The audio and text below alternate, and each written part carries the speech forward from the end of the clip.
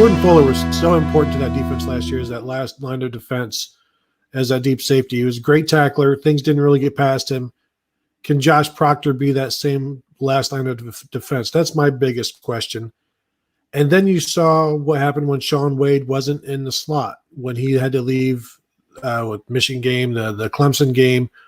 When he wasn't in there, they weren't as good. So who steps up at that slot corner, slot safety?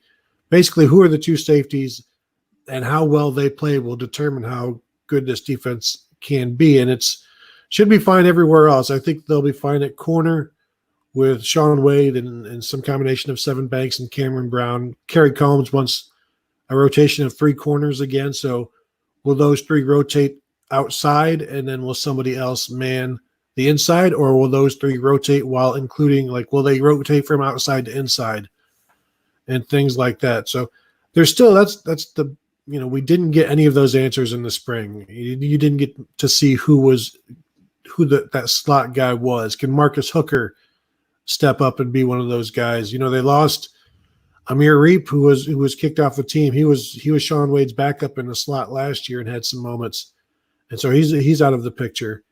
I think it's just those two safeties, if you want to call that slot corner a safety, the Shaun Wade position last year and the Jordan Fuller position from last year. They have to figure out who that is, and they have to be very, very good. And if they are, now you're talking about a national championship defense as well. Malik Chris is maybe just overthinking the Chase Young void. Of course, he's a great player, maybe the best defensive player in the country, but I believe the pass rush should be fine. Yeah, I think it is a little bit concerning until you see somebody do it consistently game in and game out. At the end of the year, Zach Harrison was really coming on as a true freshman, so I think they're going to be depending on him. Tyreek Smith has played a lot of football now in 2 years at Ohio State. It's time for him to step up the production as well. I look at Javonte Jean Baptiste, a third-year sophomore. He's going to be in that mix. Tyler Friday is a guy who, like Tyreek Smith, has now played a good amount of football, and I think that it's within the realm to expect some more production out of him. And Jonathan Cooper, a guy who started quite a bit at Ohio State. He even started, I think, 4 games last year when he redshirted because of injuries and whatever else.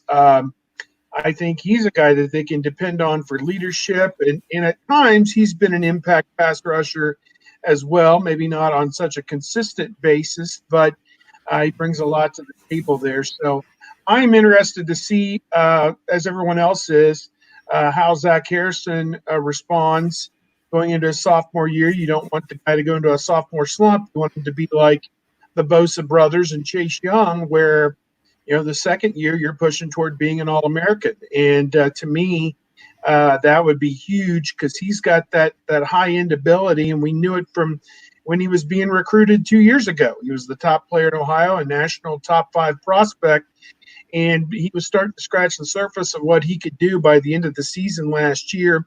Larry Johnson still there, obviously, as a defensive line coach, and they'll put together a very good defensive line one way or another. A lot of schools have gone away from the 4-man front, and Ryan Day has talked about it at various times, and he said with the way that Larry Johnson has recruited rush ends and defensive tackles and these kind of things, that they'd be foolish to go away from their strength, and that is the 4-man front. So we'll see if that can continue to pay dividends for them in the upcoming season.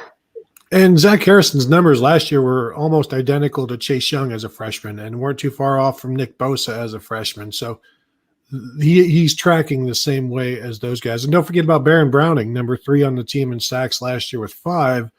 Going to do maybe a little bit more rush end stuff this year, some additional third down blitzing off the edge type of deal. We'll see where he ends up.